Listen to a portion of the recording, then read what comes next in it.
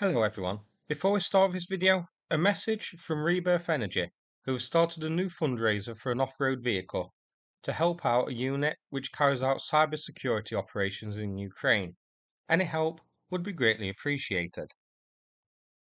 Now I have some satellite images for you here which show just how many ships are needed to support a Russian warship and stop it from capsizing. The images here show the Olenegorsky Gornyk, which was hit by Ukrainian marine drones, being supported by a group of ships.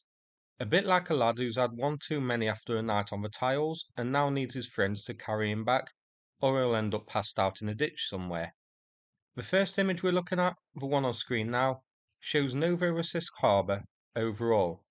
The defensive boom at the entrance is shown as closed. Visible and highlighted are 3 Kilo-class submarines, a Grigorovich-class frigate, and a Project 22160 patrol boat. Also at the bottom, a weapons runner, the Pisma. Now, let's check out the Gornyk. First, we can see that it is supported alongside a pier. Now, let's get to the fivesome we can see happening above the pier. First, we have a floating crane, identified by M.T. Anderson as being the Gursov.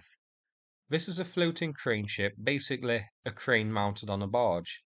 Then, a large red-coloured repair ship, not identified, and then in the middle of them, a pair of smaller tugs.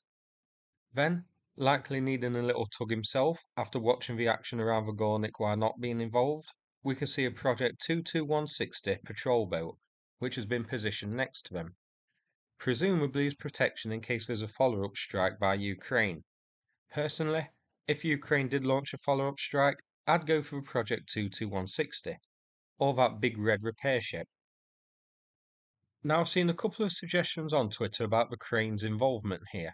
One is that it's basically to hold the side of the ship's hull above water so the workmen can go about their business and weld her. Another suggestion is that it allows welders to get sheets of steel in place to temporarily patch the hole, so not supporting the ship itself because the Gornyk is too heavy. These ships weigh about 2,200 tons standard, so I think the second explanation is most likely, as I think it unlikely one of these floating cranes could support the ship like that. And indeed, checking it out online,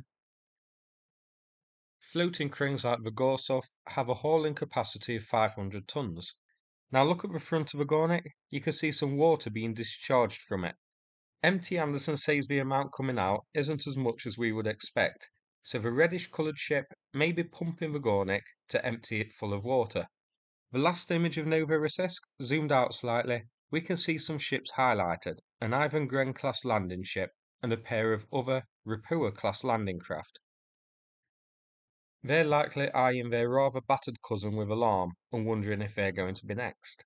To the right is what looks to be another utility ship with red colours, next to a Buyan M-class corvette, and finally a Natya-class minesweeper. Now this isn't the only images I have for you. Here we have satellite imagery showing the oil tanker that was hit, the SIG, which is in the same spot and supported by a pair of tugboats. There's also a visible oil slick highlighted by M.T. Anderson too. And also, check out all the other prize targets we can see around the SIG. No sign of any escorts, surprisingly. I would have thought getting an escort among these tankers would be a priority for Russia. One of the tugs has been identified by marine traffic and Russian sources as being the Mercury, shown on screen now. The other has been suggested to be the Impulse on screen now, which is officially listed as a research and survey vessel. So that's it for this video. I hope you found it interesting. If so, please click like and subscribe. I'd appreciate it. Thanks again, and take care everybody.